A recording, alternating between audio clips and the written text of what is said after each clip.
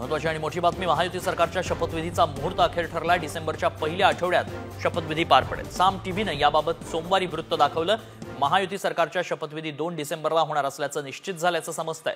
सुरक्षेच्या दृष्टिकोनातून मुंबईतील वानखेडे मैदानावरच शपथविधी सोहळा होण्याची शक्यता आहे। भाजपच्या विधिमंडळाची बैठक गुरुवारी किंवा शुक्रवारी पार पडणार आहे।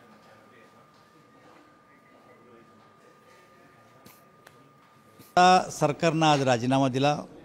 राज्यपालांनी काळजीवाहू सरकार म्हणून एकनाथराव शिंदेकडे जबाबदारी दिली।